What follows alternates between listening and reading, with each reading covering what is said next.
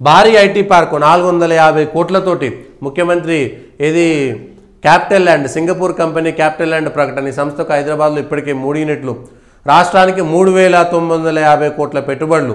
నేడు స్విట్జర్లాండ్లోని దావోస్కు రేవంత్ బృందము ప్రపంచ ఆర్థిక ఫోరం సదస్సుకు హాజరు.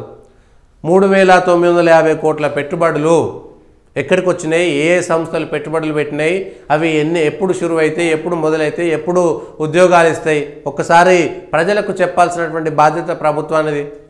ఇక ఇవాళ నుంచి దావోస్కు పోతున్నటువంటి ప్రభుత్వము రేవంత్ రెడ్డి గారి సర్కారే కాదు, గత ప్రభుత్వాలైనా ఈ ప్రభుత్వమైనా గత 9 ఏళ్లుగా దావోస్కు వెళ్ళిన తర్వాత చేసుకున్నటువంటి ఒప్పందాలన్నీ, వచ్చినటువంటి పెట్టుబడులన్నీ, అవి ఎన్ని ఇవాళ ఫీల్డ్ మీద కనబడుతున్నాయి అనేటువంటిది తెలంగాణలో ఇప్పుడు వచ్చిన కొత్త సర్కారు ఒకసారి చెప్పాలి. కేవలం పర్యటనకు మాత్రమే వెళ్ళి సరదాగా వెళ్ళి వస్తున్నారా? పోయిన సంవత్సరం 12,000 కోట్ల రూపాయల ఒప్పందాలు చేసుకున్నారు కదా, గత సంవత్సరం చేసుకున్నటువంటి ఒప్పందాలు ఎన్ని అమల్లోకి వచ్చినాయి ఒకసారి చెప్పండి. మీ పర్యటనకు ప్రభుత్వం తరపున ఎంత ఖర్చు అయింది, ఎవరెవరికి ప్రభుత్వానికి సంబంధించినటువంటి ఖర్చు పెట్టిరో ఒకసారి లెక్కలు పెట్టండి.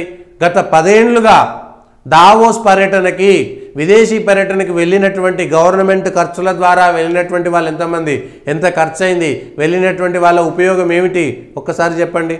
మంత్రులు కానీ, ఎమ్మెల్యేలు కానీ, నామినేటెడ్ పదవుల్లో ఉన్నటువంటి వాళ్ళు కానీ, ముఖ్యమంత్రితో సహా విదేశాలకు వెళ్ళినటువంటి వాళ్ళ సంఖ్య ఎంత, విదేశాలకు వెళ్ళాల్సినటువంటి అవసరం ఏమొచ్చింది, తద్వారా తెలంగాణ ప్రజలకు వచ్చినటువంటి లాభం ఏమిటి, పెట్టుబడులు ఎంత, ఏమేమి ఒప్పందాలు చేసుకున్నారు, ఎన్ని అమల్లోకి వచ్చినాయి, ఎన్ని ప్రజలకు అందుబాటులోకి వచ్చినాయి, ఉద్యోగ ఉపాధి కల్పన ఎంత జరిగింది, ఈ విషయాలను ఒకసారి అర్థం చేసుకోవాల్సినటువంటి అవసరం ఉన్నది.